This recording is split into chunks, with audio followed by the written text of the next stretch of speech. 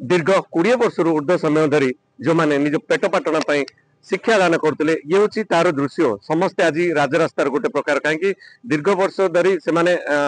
शिक्षा दान करने पर बर्तमान सरकार जो नियम आसी से नियम भितर आईटीआई जो रही सरकारी शिल्प तालीम केन्द्र सेठारे जो माने गेस्ट फैकल्टी हिसाब से दीर्घ वर्ष धरी काम करते आज से माने सरकार नियम हिसाब से आज अनेक जो मैंने फैकल्टी रही से आज निज कार्य बाद दि जापरी भाव आम देखा गंजाम जिले में मोट 139 जन गेस्ट फैकल्टी मध्य मात्र 56 जन को ही सरकार नियुक्ति दे बाकी 83 जन बर्तमान बाद पड़ते ये दृश्य हूँ आप देखिपे ब्रह्मपुर सरकारी शिल्प तालीम केन्द्र प्राय 80 जन दीर्घ वर्ष धरी एठारे शिक्षादान करते बेले मात्र 33 जन को एठारे संपूर्ण नियुक्ति दि जाएगी बकिया 47 जन बर्तमान बाद पड़ते आम सीधा सड़क से सहित आलोचना करवा मैडम कौन कहे दीर्घ वर्ष धरी आप कार्य करने बर्तमान आपन को गोटे प्रकार बाद दि जाए सेटा ही बड़ दुखर विषय जे आमे वर्तमान मु मोर जदी कहबी मु 16 वर्ष वाला काम करी आसी अछि आ अन्य भाई माने भी 20 वर्ष 16 वर्ष रो ऊर्ध्व काम करिछु आमे जेठी एठी जेते बेले हमर मूल्यवान समयटा एग्जैक्ट समयटा एठी देई कि पिला मानन को गढिबारे सहाय्य कलु पिला माने जाई कि हमर विभिन्न सेक्टर रे भी भलो भलो सेक्टर रे काम करूचंदी वर्तमान 15 20 वर्ष परे आमे एठी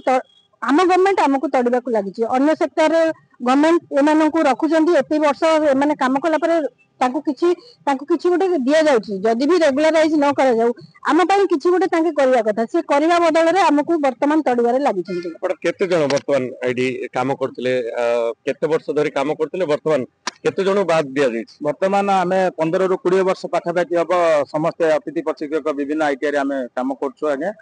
वर्तमान आमर पर्टिकुलाली गवर्नमेंट आईटीआई देखिबा बरहमपुर को तबे 80 जन सीट अलॉटेड थिला लास्ट ईयर किंतु वर्तमान 33 अलॉट कराइछि जा फल कि आमे पाखापाखि 40 एवं स्टाफ आमे पेटपाटना रे अवस्था रे पड़िबा आपण एते जण थिले समस्त को बाद दिया जाइछि तो छात्र छात्री मानको पाठ पढार व्याघात सृष्टि हो आपण कोन भाबुचंदी जे दीर्घ वर्ष धरि सेमान सहित गोटे परिवार हिसाब रे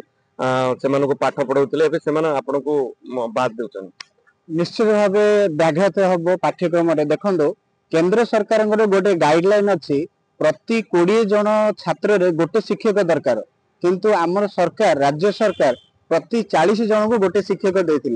वर्तमान जो आमर एबे आसी चिठीटा से आमको 70 जन रु 80 जन छात्र को गोटे शिक्षक दौरान तो यहाँ केते दूर प्रोजेक्ट एटा सरकार निजे भाविया कथा जोटा कि आम भाभी विगत सरकार आमको बारंबार प्रतिश्रुति देते आमर किसी समस्या समाधान करेंगे बोली करी नथिले बारंबार प्रतिश्रुति देला पर भी एबे जो सरकार आसिला बीजेपी सरकार मोहन सरकार जे कि कहते आम सरकार लोकों सरकार आमे भाभी आमर दुख किसी बुझे बोली किंतु दीर्घ दिन रहिला पर भी आमको आम कार्य विताड़ित करुछंती आउ एमिति गोटे डिपार्टमेंट एमिति गोटे विभाग आमको बहुत दुख लगुच अन्य विभाग मानक लोक माने कार्य कले 4 वर्ष 5 वर्ष 6 वर्ष से स्थायी से समस्या देखुं किंतु आमर ये गोटे जो विभाग अच्छी आमर विभाग रे दीर्घ 15-20 वर्ष लोक रहिला पर भी से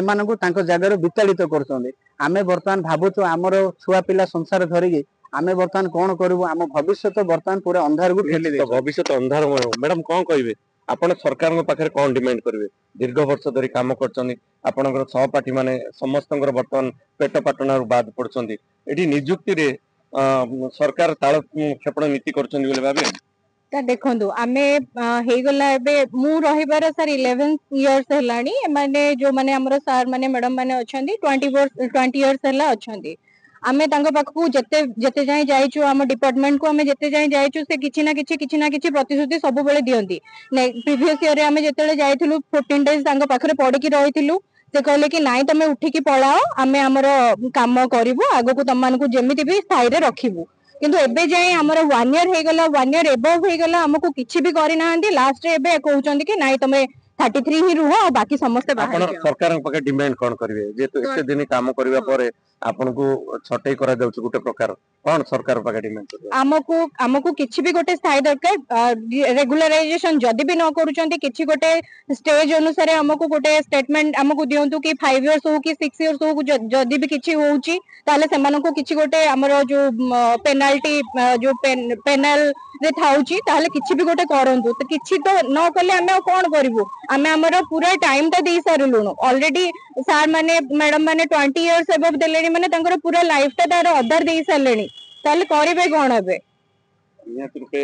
ଶୁଣୁଥିଲେ ଯୋଉ ଭଳି କୋହବରା କଣ୍ଠରେ କହୁଥିଲେ ଦୀର୍ଘ ବର୍ଷ ଧରି ଯୋଉମାନେ କାର୍ଯ୍ୟ କରିଥିଲେ ଏବଂ ସେମାନଙ୍କୁ ବର୍ତ୍ତମାନ ସରକାରଙ୍କ ଯୋଉ ନୂଆ ଏସଓପି ବା ଗାଇଡଲାଇନ୍ସ ଆସିଲା ସେଥିରେ ଏମାନେ ବାଦ ପଡୁଛନ୍ତି। ତେଣୁ ଆମେ ମଧ୍ୟ ସରକାରଙ୍କ ପାଖରେ ନିବେଦନ କରୁଛୁ ଯେ ତୁରନ୍ତ ଏମାନଙ୍କର କଥା ବୁଝନ୍ତୁ, ଯୋଉ ପରିବାର ବର୍ତ୍ତମାନ ଦୁର୍ଦ୍ଦିନରେ ବଞ୍ଚିବାକୁ ଯାଉଛି ସେମାନଙ୍କୁ ଥଇଥାନ କରନ୍ତୁ।